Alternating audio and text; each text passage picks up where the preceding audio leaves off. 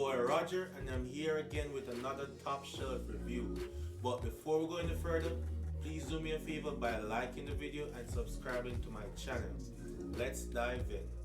An all-boys netball team is allowed to compete against an all-girls team for the state title. Now, the all-boys team wins every match. I'm under no illusion that this would not have achieved the desired outcome. But let's see what happened. Running up huge score lines, including a 30-goal victory in the grand final. All the while, parents watch on, they're angry, but they're powerless from the sidelines. Now, it all sounds like a bit of fiction, doesn't it? A Hollywood movie. That's exactly what happened at the Queensland netball titles earlier this week, where the all-male Queensland Suns blitzed their all-female competitors to be crowned the Queensland under-18 state champions. Now, it's been labelled crazy and unfair, but Netball Queensland is refusing to apologise. For her reaction, I want to bring co-founder.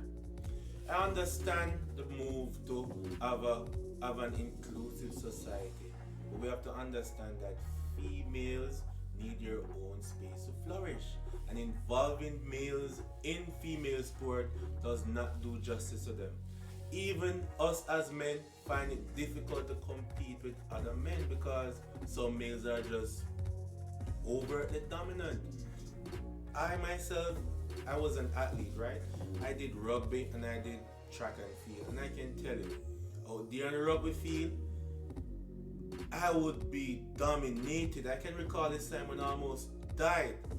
They had to pause the game for like 5 minutes to ensure that, hey, I'm not undergoing a medical emergency because I got torn apart. So I can just imagine if a female was playing in my position, how dismantled she would have been. Like, this cannot work and this should not work. Females should be given the opportunity to, participate in sport, but they should be given their own space. Of Save Women's Sport Australasia, Catherine Deves. Catherine, you may have been a netballer in your day. I was. I played mixed netball, but I don't know if I'd like to be in a team of women going up against a team of athletic men. Who in their right mind thought this was okay? Like, I've played netball females. Like, we've played against females, but it was just to give them an edge, a training edge. So when they face up with other females, they would have had the experience. They would have had that competitive experience playing against men. That was just about it. It was not for a championship. It was not for to gain bragging rights. It's just to help them on the field. Well, look, I was a field hockey player, but what I'd like to say is that when Netball Australia says this is all about inclusion, who's being included here? Because it's certainly not the women and girls. Exactly. You're not including women by doing this. As a fact, you are causing them to not want to participate. Just imagine knowing from the get-go that, hey, I'm going to be obliterated by my competition. You won't be motivated to even want to, put your shoe on and get out there in the field. Like, females need their own space. They're being excluded. They're being expected to yet again sacrifice their sports to make sure that men and boys feel included and men and boys feel good about themselves. I mean, it's absolutely outrageous, and I'm not surprised that the parents are absolutely furious about this, and I am sure that if the girls were asked privately, they would also be very unhappy with what's happening here. Yeah, you're referring to a statement by the Netball Queensland CEO, Catherine Clark. I'll put it up on the screen for people. She said that we stand by the decision to choose inclusion over exclusion. Let's judge the decision in 12 months' time and see how many boys and men's team we have. Because if you can't be it if you can't see it if you can't be it. Now, I've no issue if there's a male competition, but why would you have a state competition that's predominantly always been women and suddenly bring the blokes in and have the blokes win the grand final 30 goals to the women's team? That doesn't seem fair to me. You know what will happen in the coming months? You would have netball being dominated by males. Traditionally, netball is a female sport. It's like a derivative of basketball, where females are able to go out there, express themselves without being under the pressure of, performing like men, doing those skills like men. Because trust and believe, athletically, women aren't on the same level. You might have a few exceptions. Sorry, females aren't on the same level. No, when we watch women's sports, we want to see the best women and girls that the world has to offer. We don't want to see men and boys taking up space on the. Look at them. They're acting like they won the lottery. Hey, the head of the Netball Association, under no circumstances should she have expected any different outcome. Like, I can bet that the following season the females are going to be against. They're going to protest against the male inclusion because it does not help the sport. If anything, it works against the sport.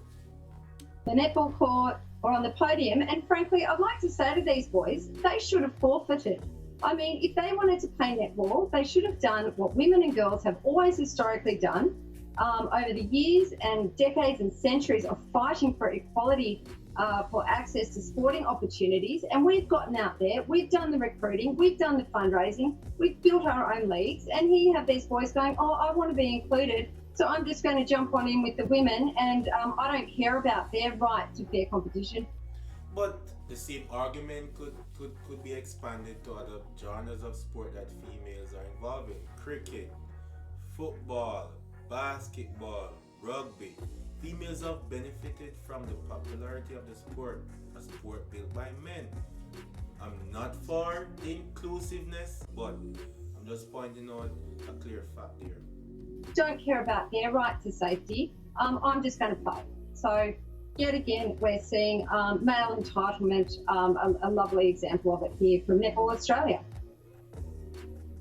Yeah, and of course, women have fought for a long time in AFL to get a women's league up. I mean, if this sort of decision stands, you'd be putting men into the women's AFL league, even though there is already a men's AFL league, and you're taking the cause of women's sport back by decades. I would have got another issue. The International Olympic Committee, they've delayed the release of the new transgender guidelines until next year, due, they say, to an apparent... Let me first say this. I'm in no shape nor form against transgender people. But I do think that they should be advocating for their own category. They should allow the traditional categories of men and women to flourish. They can get their own spot, which I think they deserve, because at the end of the day, everyone need to be allowed to express themselves in a respectful way. I think transgender people participation in sport is a move in the right place, but in their own category. Conflicting opinion, but the IOC's Medical and Science Director, Dr. Richard Budgett, has reassured athletes that the guidelines will prioritise both inclusion and the avoidance of harm. How is it possible to do that if you're going to have biological male athletes again compete against women? Well, you can't. Quite frankly. Yes, you can. I'm not for it, but we have to remember that females are the ones who advocated for a foot in males' territory. So if we're going to be honest and fair, we should also allow men to be involved in categories that are traditionally assigned to female. It's not the ideal thing to have done, but if we're going to talk about inclusive and fairness, equal opportunity and equal outcome, we have to, facilitate such methods.